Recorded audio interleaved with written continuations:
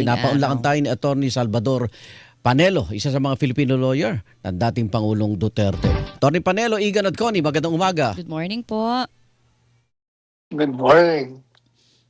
Hello po. Ay, naku, 2:20 in the morning po dyan. Kamusta po ang spirits, kumbaga, ng ating mga nakinig po kahapon, ano? Lalo na sa inyo pong panig. Ano ba exactly gusto mong Ibig ko malaman? sabihin, Yung assessment niyo po, observation niyo sa first ano day. pakiramdam ninyo doon sa nangyari hong palitan po, syempre, sa confirmation of charges hearing?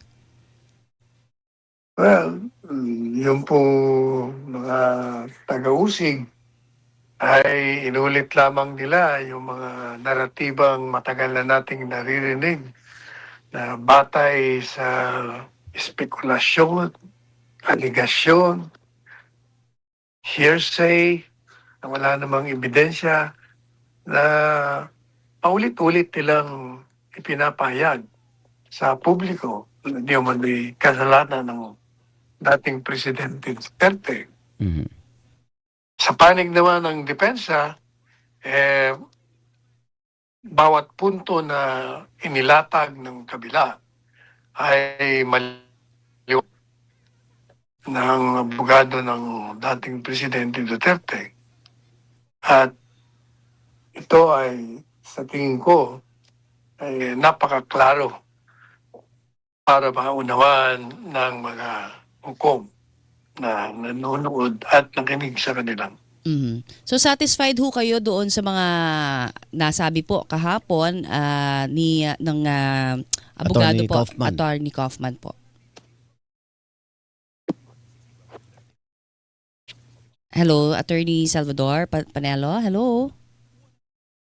Oh, mukhang nawala. Hello po.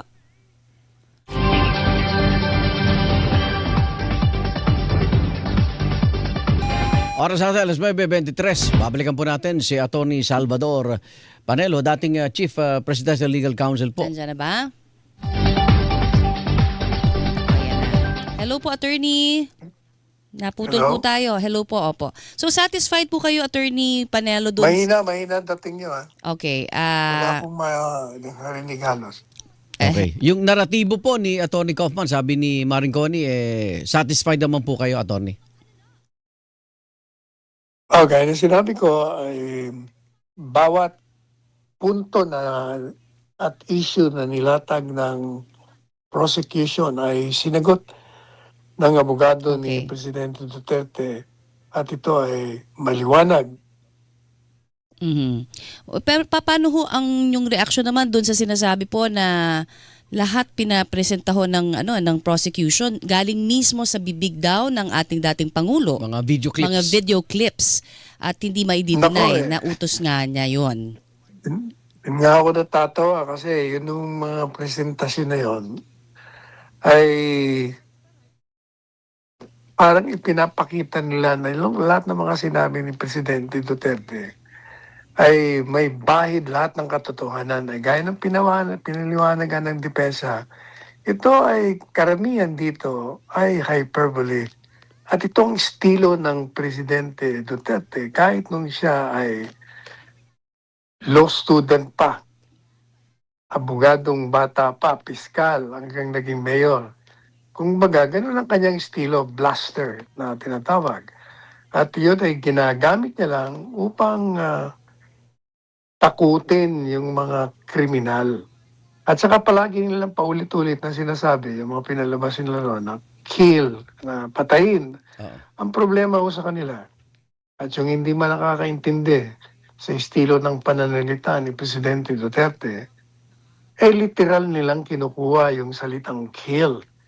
They're forgetting that what the former president wanted to convey to the criminals, those who want to commit crimes, kill means that they would hunt them or pursue them to the ends of the earth, prosecute them, and put them behind bars. Yun ang ibig niya sabihin. Mhm.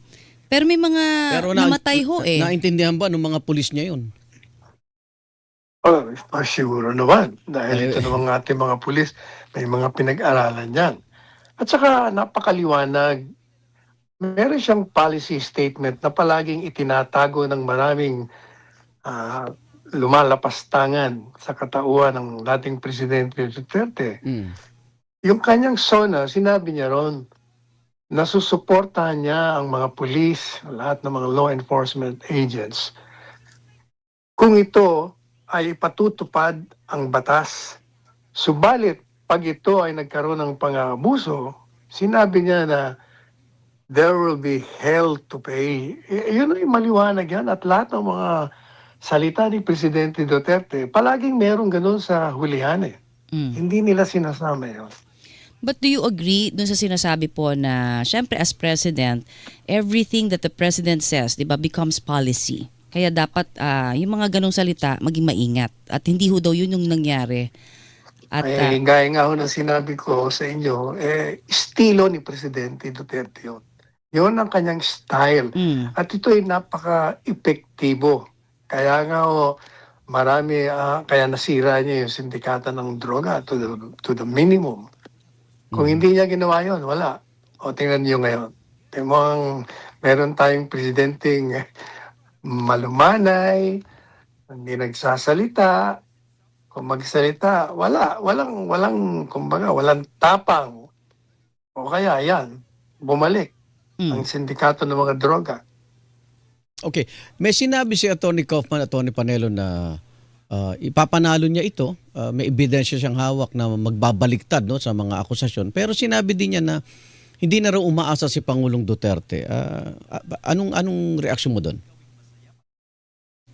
Hindi, alam naman nating lahat na si Presidente Duterte ay hindi naniniwala sa ginagawang paglilitis. Sapagkat unang-una,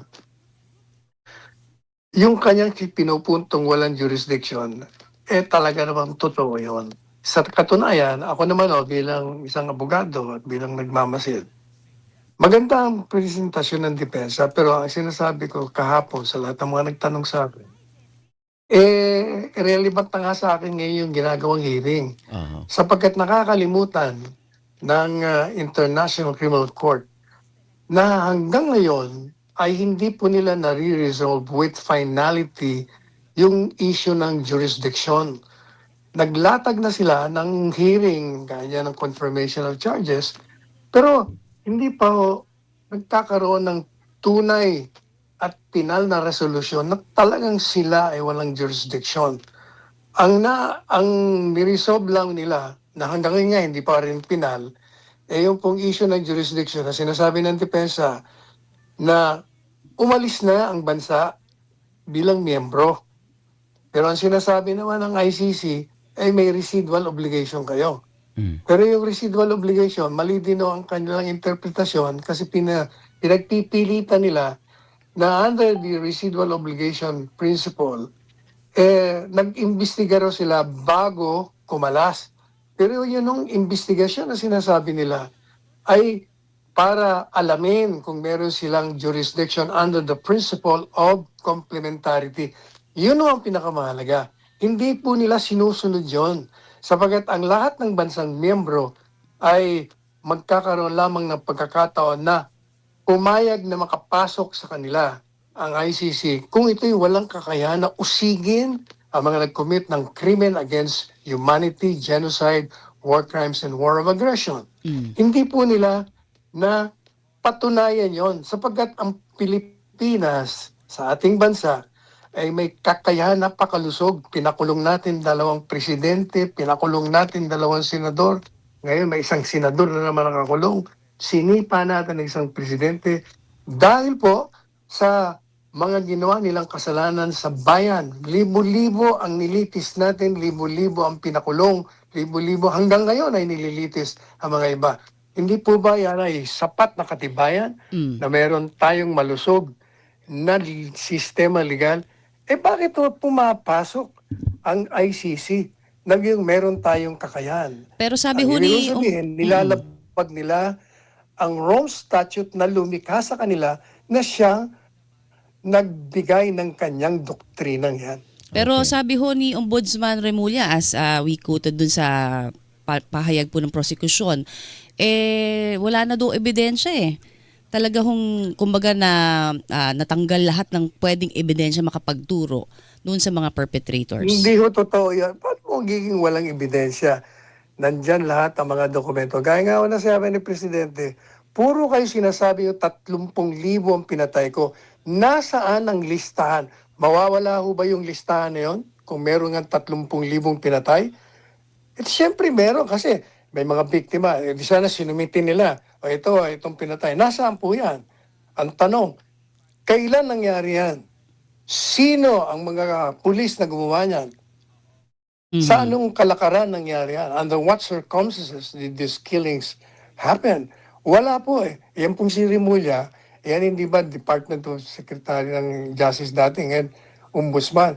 Kasama ho yan sa may kagagawan ng illegal na pag-aresto kay Presidente Duterte. Kasama ho sa sabuatan niya.